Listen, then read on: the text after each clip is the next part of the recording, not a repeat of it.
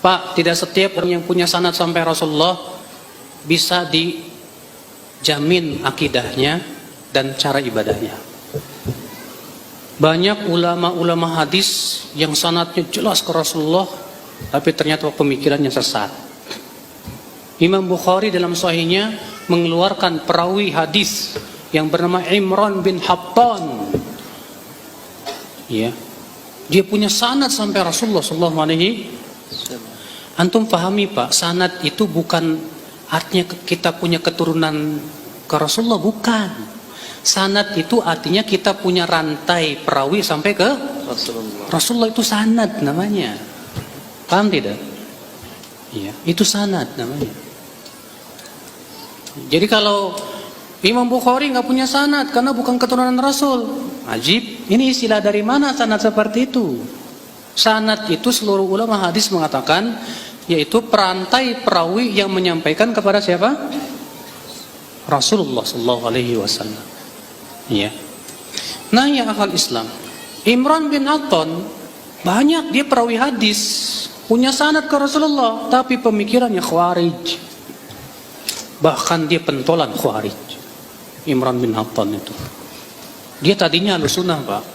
Gara-gara nikah, gara-gara jatuh cinta sama wanita khawarij itu antik banget. Akhirnya dia nikahi, tapi wanita itu memberikan syarat, kamu harus pindah ke khawarij. Mau? Akhirnya dia jadi pentolan khawarij gara-gara istrinya. Makanya antum kalau nikah jangan cuma sebatas lihat cantik, Mas. Itu ini aja lah, apa namanya. Lihat Pak, Aban bin Taglib. Apa kata Imam Zahabi?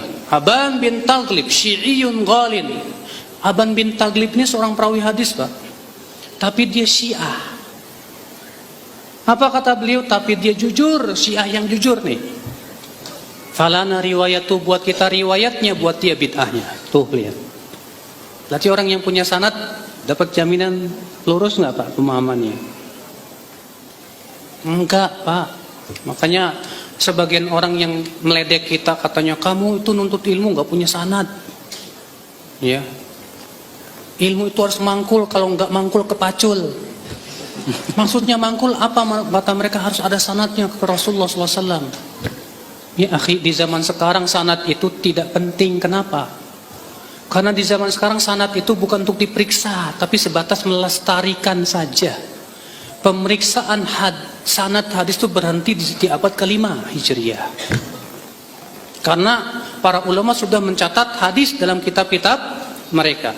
Jadi kita memeriksa sanad hanya dari kitab ulama itu saja. Misalnya hadisnya diriwayatkan siapa? Al-Hakim. Baik, kita periksa dari Al-Hakim ke Rasulullah. Hadisnya diriwayatkan Tirmidzi. Baik, dalam di mana? Di sunannya. Kita periksa dari Imam Tirmidzi ke. Adapun sanad kita ke Imam Tirmidzi nggak perlu diperiksa, Pak. Nggak perlu diperiksa. Kedersan. Kalau di zaman sekarang harus diperiksa juga, panjang banget ini sanad. Yang kedua, siapa yang sikonya kayak para ulama dulu? Sahih. Ya, maka dari itulah ya akal Islam, di zaman sekarang sanad itu hanya untuk apa? Melestarikan saja. Dan alhamdulillah saya juga punya sanad. Kalau dikatakan kata siapa, oh, Ustaz Salaf nggak punya sanad, saya punya sanad. Saya punya sanad sampai Imam Bukhari.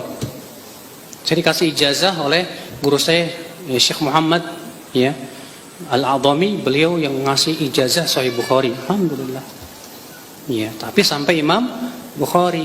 Tetap yang diperiksa bukan dari saya ke Imam Bukhari, dari Imam Bukhari ke Rasulullah sallallahu alaihi wasallam. Bismillahirrahmanirrahim. Alhamdulillahirabbil alamin. Wa sallallahu ala nabiyil karim. Amma ba'du. Sahabat yang dimuliakan Allah, ada banyak pertanyaan mengenai apakah itu sanad, perlukah sanad, dan bla bla bla tentang sanad. Ya. Apa itu sanad? Sanad secara harfiah berarti tempat bersandar, atau boleh juga diartikan silsilah. Kalau saya misalnya mengatakan saya pengikut Imam Syafi'i, maka itu harus dicek bahwa saya punya gurukah yang dia bermazhab Syafi'i. Kalau saya disebut saya ikut ulama salaf, harus dicek saya punya gurukah yang guru itu punya ketersambungan keilmuannya kepada ulama salaf. Saya mengatakan saya ikut tarekat sufi, tarekat Naqsyabandi, Qadiri. Harus dibuktikan apakah saya punya guru yang gurunya dapat izin mengajarkan tarekat-tarekat mu'tabarah tersebut. Jika tidak, maka disebut tidak bersanad, tidak bersilsilah. Atau mirip-mirip dengan saya ngaku, misalnya saya ini habaib, misalnya Habib, keturunan Nabi, misal. Lalu dibuktikan dengan apa? Dibuktikan dengan sanad, atau sebutannya nasab atau silsilah. Jadi sederhananya, apa itu sanad? Itu silsilah. Jika saya punya silsilah pada Nabi, maka kehabiban saya sahih. Jika tidak, kehabiban saya tidak sahih. Kira-kira seperti itu. Begitu juga kalau ada orang ngaku, saya salaf, saya sufi, saya ikut mazhab Imam Syafi'i. Jika dia tidak punya keterhubungan kepada guru yang terhubung kepada mereka, maka tidak disebut dengan bersanad. Jadi, bersanad itu sederhana. Punyakah guru yang gurunya terhubung secara keilmuan kepada imam-imam yang kita maksud? Sahabat dimakan Allah, pentingkah bersanad? Nah, ini harus kita jawab. Suatu kali Imam Ibnu Mubarak dalam kitab Az-Zuhud, Imam Salafus Saleh yang wafat tahun 181 Hijriah, meriwayatkan sebuah hadis. Salah satu ciri hari kiamat, min asyaratis sa'ah, ayyukhazal ilm an saghir. Salah satu ciri kiamat adalah ketika ilmu diambil, dipelajari dari yang kecil. Kecil ini dulu diartikan orang-orang yang la sanada lahu, atau man la syaikha lahu, yang tidak mempunyai sanad atau guru. Jadi dulu di zaman salafus soleh, ada kecenderungan orang tidak mau berguru disebut wijadah. Wijadah itu mencari dalam kitab langsung.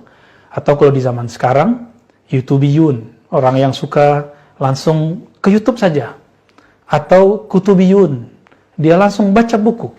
Tidak mau kepada syekh, ustadz, ulama yang mempunyai keilmuan yang bersambung kepada yang punya kitab. Teman-teman semua, bukankah kalau kita ingin belajar baca Quran, mesti ada guru ajarkan Quran? Apalagi yang akan mengajarkan makna dan isi Al-Quran. Al-Quran itu mencakup semua keilmuan. Jika dibagi, ada ilmu fikih, ada ilmu akidah, ada ilmu qalbu. Maka semua ilmu ini ada sanadnya. Kalau kita mengatakan, saya cukup pakai yang ustadz saya yang ini, belum tentu. Apakah si ustadz kita mempunyai semua ilmu ini? Ilmu fikih yang bersambung kepada Nabi, ilmu akidah yang bersambung kepada Nabi, ilmu tasawuf, ilmu qalbu yang bersambung kepada Nabi.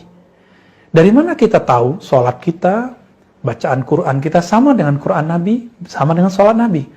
Karena kita punya guru, yang guru itu punya guru bersambung kepada Rasulullah, sehingga kita yakin, oh sholat saya sama dengan sholat Nabi, baca Quran saya sama dengan Qurannya Nabi Sallallahu Alaihi Wasallam. Nah, sebagaimana di dalam Quran ada namanya kiraat Imam Asim, kiraat Imam Nafi'. Bukan berarti itu Quran buatan Nafi' atau Asim. Kita di Indonesia dan sekitar menggunakan kiraah Asim yang direkam oleh Imam Hafiz. Bukan berarti itu buatan Imam Hafiz. Sama, mazhab Syafi'i bukan berarti itu agama buatan Syafi'i.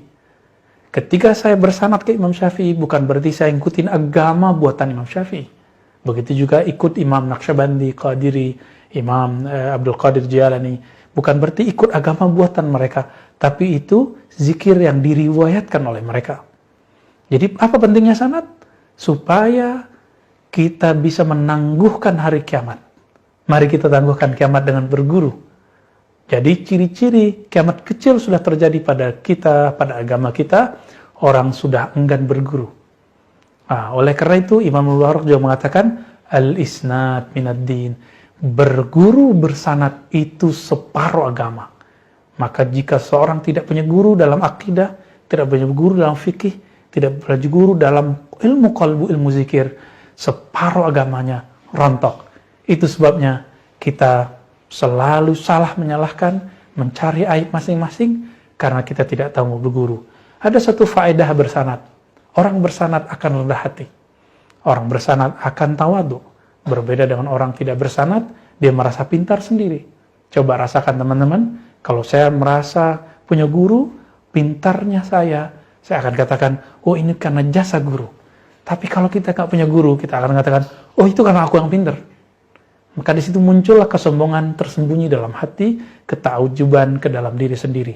Inilah awal kehancuran seseorang yang Nabi pernah jelaskan dalam riwayat Imam Tabrani. Maka sahabat-sahabat yang melakukan Allah, mari bersanad, cari ilmunya kepada ahlinya. Fas'alu ahla dzikri in kuntum la ta'lamun. Begitu perintah bersanad dalam Al-Quran. Maka mintalah, pelajarilah kepada ahli ilmu, ahli zikir, jika kamu tidak tahu. Jika tidak khusyuk, belajar ke ahli khusyuk. Jangan belajar kepada ahli fikih saja. Jika ingin merasakan kemantapan tauhid, belajar ke ahli akidah. Jika ingin merasakan kehadiran Allah Subhanahu wa taala, bergurulah kepada ahli qalbu. Wassallallahu ala nabiyina Muhammad. Assalamualaikum warahmatullahi wabarakatuh.